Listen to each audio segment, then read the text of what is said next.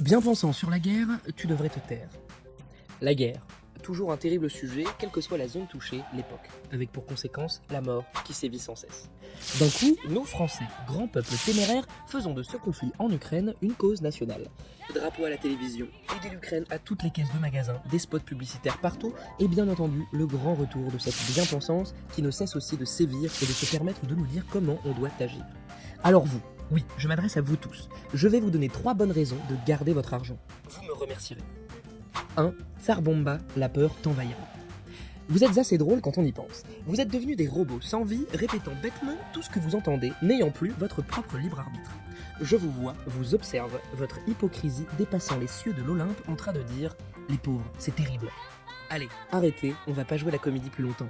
Vous avez juste peur que tonton Vladimir pète les plombs et vous mette une bombe atomique sur la gueule. Bon, des fois, vu le nombre d'idiots, on est en droit de se demander qui sont les plus fous dans toute cette histoire. Détendez-vous, participez à ma cagnotte, ça vous fera penser à autre chose. 2. Hypocrite tu seras. Souvent, je me balade et j'entends « C'est inadmissible ce qu'ils leur font ». Il est vrai que je suis entièrement d'accord. Mais pourquoi mettre un peuple plus avant qu'un autre ? Quand les Ouïghours se font massacrer, rien à faire. Quand les tribus africaines se font persécuter, personne. Tout le monde s'en fout. En réalité, vous aimez suivre le mouvement, faire penser que vous êtes investi dans cette cause.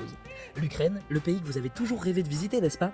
Kiev, la ville de vos rêves. Vous vous êtes toujours dit, si seulement j'avais la chance d'y habiter. On le sait tous, ce pays est tellement important pour vous. Vous n'endormez pas la nuit.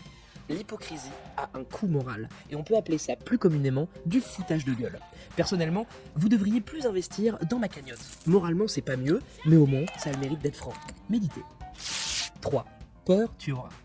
Vous n'avez pas encore compris que le but est de vous maintenir dans une pression constante. La guerre, la maladie, les pénuries.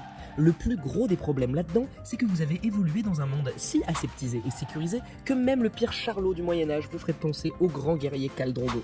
C'est tout le problème. J'entends souvent parler de génération Z, Y. En réalité, on peut tous se regrouper sous la même lettre. Et cette lettre, c'est le B. Génération baltringue sans défense. On peut même sortir un acronyme avec un peu de réflexion. Incroyable, non ? Un avantage à faire partie de la génération B, c'est que généralement, ils posent pas trop de questions et payent facilement. Épargnez-vous cette hypocrisie, d'autres savent et ont su le faire bien avant vous. Contentez-vous de m'aider à remplir cette cagnotte. Au moins, vous savez à quoi va servir votre argent.